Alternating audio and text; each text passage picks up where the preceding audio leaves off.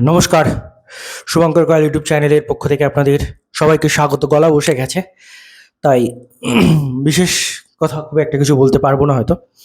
সারাদিন চিৎকার চেঁচামেচিতে, স্লোগান দিতে দিতে গলা শেষ। জাস্ট এইমাত্র ফিরলাম পিএসসি অফিস থেকে।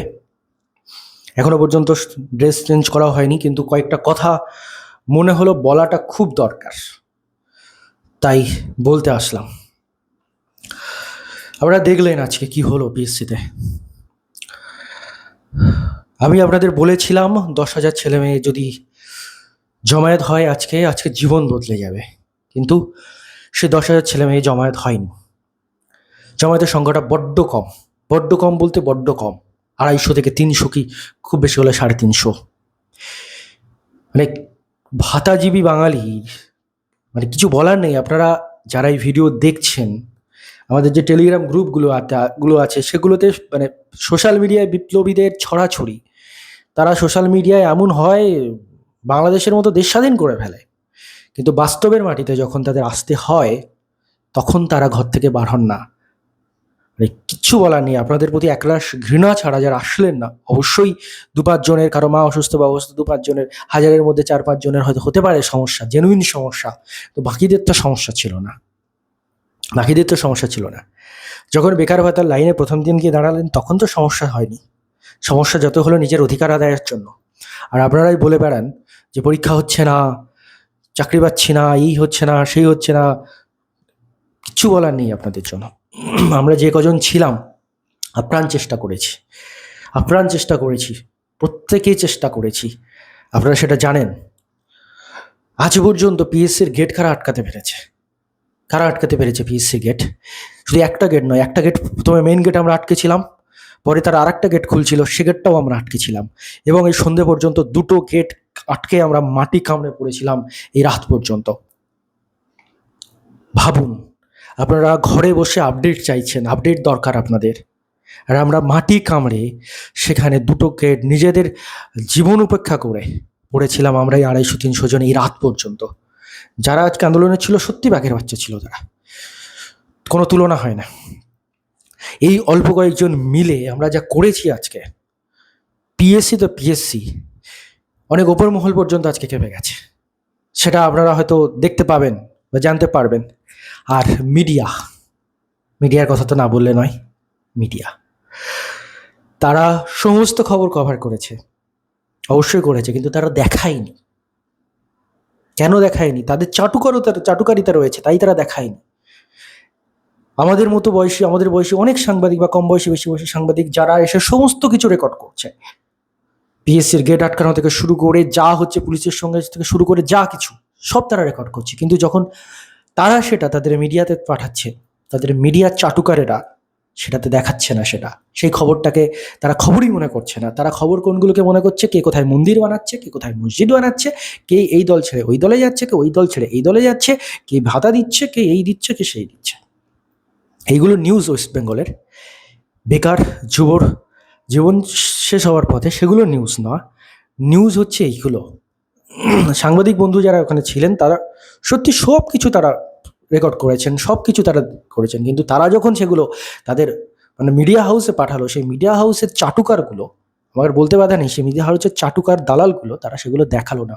দেখালেও কয়েকটা মিডিয়া খুব কম পরিমাণ দেখিয়েছে। তারা রাজনৈতিক উদ্দেশ্য প্রণোদিত খবর ছাড়া তারা দেখায় না। ভাবুন এই বাংলায় কি হচ্ছে। আলটিমেটলি সন্ধ্যের পরে আমরা উঠে এসেছি, কারণ আমরা তো আর আইন ভঙ্গ করে সমস্ত কিছু একেবারে মানে নিজেদের লাইফ রিস্কে ফেলতে পারি না। লাইফ রিস্ক অবশ্যই আমরা ফেলেছি। অতগুলো পুলিশ, অত র্যাফ, 4-5টা গাড়ি নিয়ে তারা এসেছে আমাদের তুলে নিয়ে যাওয়ার জন্য, তাদের থানায় নিয়ে যাওয়ার জন্য। অবশ্যই আমরা যেতাম, আপনারা যদি সাথে থাকতেন আমরা অবশ্যই অ্যারেস্ট হতাম, কিন্তু আমরা দেখলাম আমরা সংখ্যাটাই কম। আমাদের থেকে পুলিশের সংখ্যা সন্ধ্যের পরে বেড়ে গেল। আমরা 250-300, পুলিশও 250-300-র উপরে, এবং তারপরে একের পর এক তারা গাড়ি নিয়ে হাজির, র্যাব হাজির সেখানে।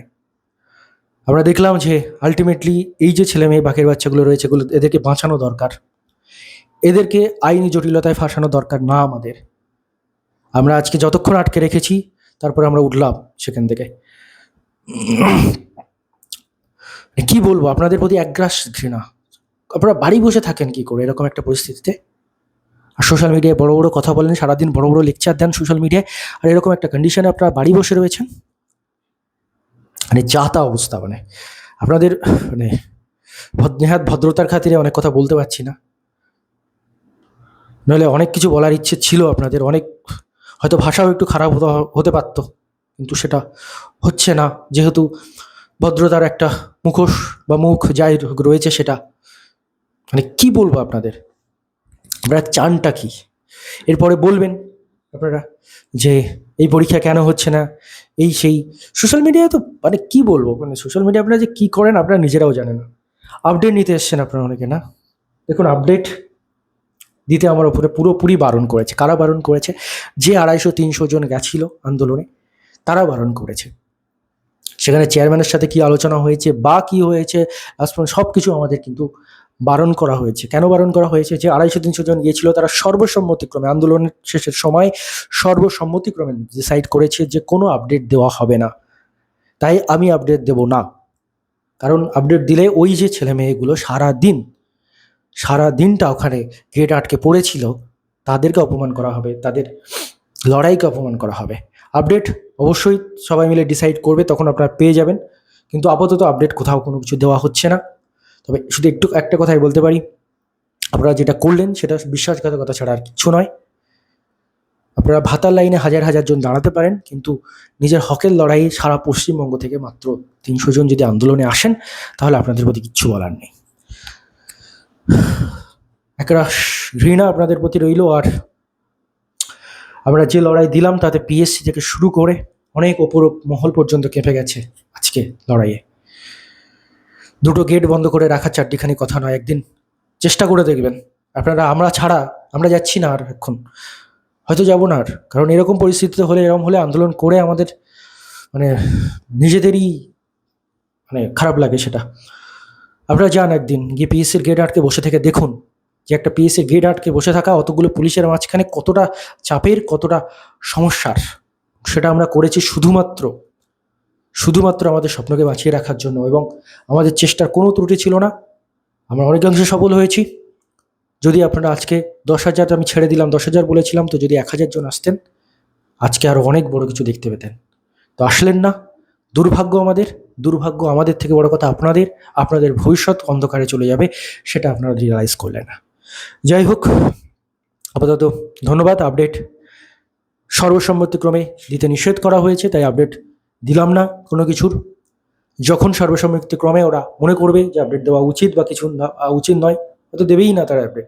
কারণ রাগ হওয়াটা স্বাভাবিক, রাগ না হওয়াটা অস্বাভাবিক। 250-300 ছেলে মেয়ে সারাদিন মাটি কামড়ে পড়ে থাকলো, তারা তো আপডেট জানে, তারা তো জেনে গেছে। যারা আন্দোলনে এসে তারা তো জেনে গেছে। আপনারা তো আন্দোলনে আসেননি, আন্দোলনের হয়ে তো কোনো কাজ করেননি আপনারা তো সোশ্যাল মিডিয়া বিপ্লবী, সোশ্যাল মিডিয়া থেকে আপডেট নিয়ে নেবেন। ধন্যবাদ সবাইকে।